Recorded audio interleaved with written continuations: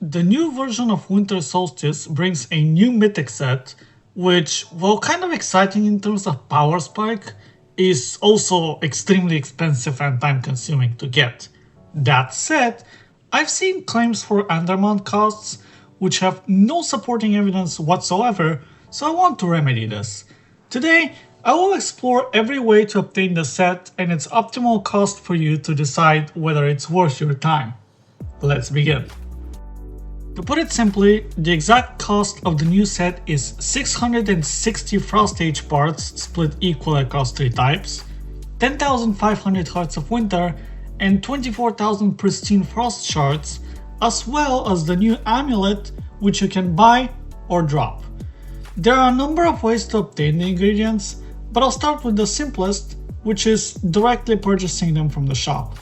The Undermount offers allow you to buy as many of each as you want at the rate of 5 Undermounts per shard, 20 Undermounts per heart, and 1200 Undermounts per Frost Age part of choice, with the possibility to get one amulet for 150,000.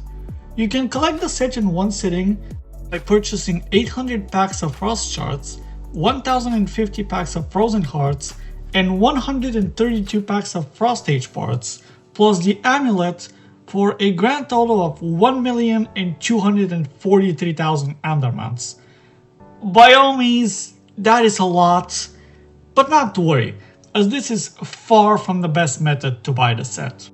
For starters, there is a smarter way to spend your Undermounts if you want to get the set in one sitting. There is a winter pack in the shop for 72,000 Undermounts. It contains ingredients with a total value of 83,000, which is already an 11,000 save. It even pays itself off even if you don't need the frost shards from it specifically.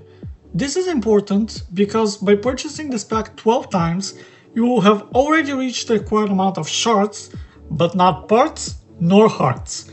If you buy 12 packs, you still need to get the Frost Age parts 12 times, the Heart of Winter offer 270 times, and the Winter Guardian amulet for a total cost of 1,140,000. Compare that to buying 13 packs, where you only need 2 sets of Frost Age parts and 205 Hearts of Winter offers, which saves another 1,000 after accounting for the amulet. We've essentially cut over 100,000 in costs with smart purchasing, but we can go even lower. If you're still not willing to play much, besides for unlocking the recipes, you can save some Anders just by being patient. During the event you will gain some freebies, namely 2,400 pristine shards from daily solstice cave entries, 1,000 shards, 900 Hearts of Winter, and 18 selection chests from the Login Pass starting next Tuesday, and last but not least, 750 hearts and 15 selection chests from the community goals from the Winter Tree. Subtracting these rewards from the necessary amounts, now you can purchase 12 packs, 6 sets of Frost Age piece chests, 105 sets of hearts, and the amulet for 1,071,000, which is another 68,000 saved. Also, you don't want to be buying 13 packs, as you will be overspending on Frost Age parts. Even with optimal purchasing of 40 sets of hearts and the amulet, you will spend 1,094,000, which is 23,000 more than necessary. And just for fun, if you were to buy the premium side of the pass, which I do not advise you to do, you can save an additional 138,000 Undermounts from the total cost. I will not be counting on this at any point later, but I need you to decide for yourself whether it's worth once it comes out and its price is known. There isn't a way around it. If you want to lower the cost past 1,071,000, you have to play the event, which should be pretty intuitive given the parts can drop from the event. I will start with the easier case, where you only farm for the bars and completely ignore the new boss. You're expected to do at least 100 runs of Big Boss and at least 120 runs of Kantharos across the 3 challenges, paired with 3 more kills per run of the Frozen Field. With this amount of runs, from now on I will automatically assume that you are likely to drop the Winter Guardian along the way. In terms of ingredients, Each big pause skill will net you roughly 9 shards and half a heart if done on Merciless, which I consider good enough since his drops are the lowest of all bosses, thus minimizing the need for going on bloodshed. Each compound skill must be done on bloodshed though, for event progress reasons, and that will net you an average of 50 shards and 4.5 hearts each. I will assume that you will not find a single frost stage piece along the way, but if you do, this may save you 1.2 thousand enderments from the final cost. So, assuming you do the 100 big pause skills and 120 current power skills and completely skip Frozen Field, you will have to get 12 winter packs, 6 frost stage selection chest packs, and 46 hearts of winter offers for a grand total of 909,200 enderman final cost.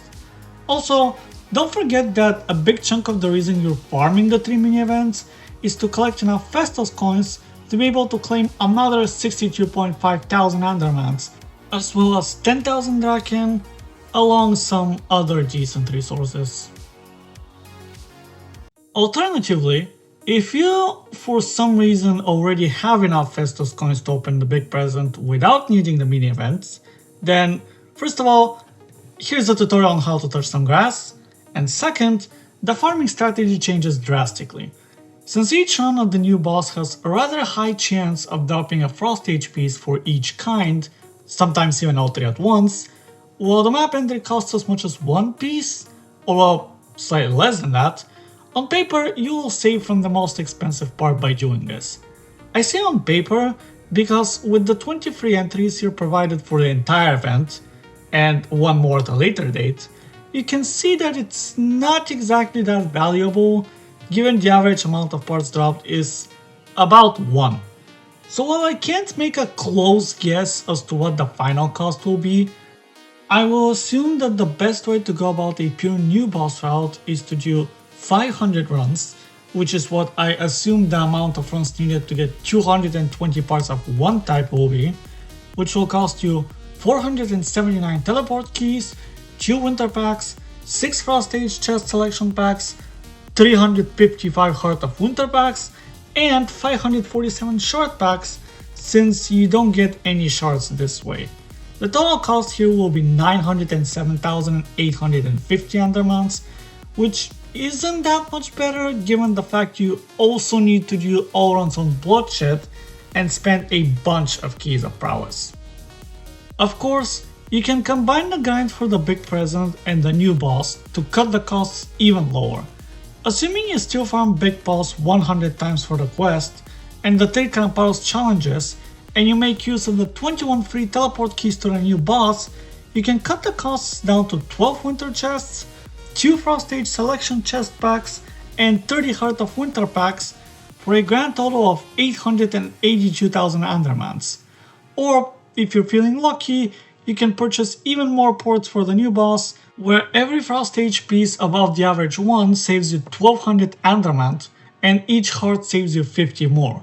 Using the 500 runs until a set part reaches 220 pieces assumption, the new lowest cost we can achieve is by buying 479 teleport keys, 2 winter packs, 2 frost stage selection chest packs, 280 heart of winter packs, and 317 shard packs for a grand total of 834,350 endermans.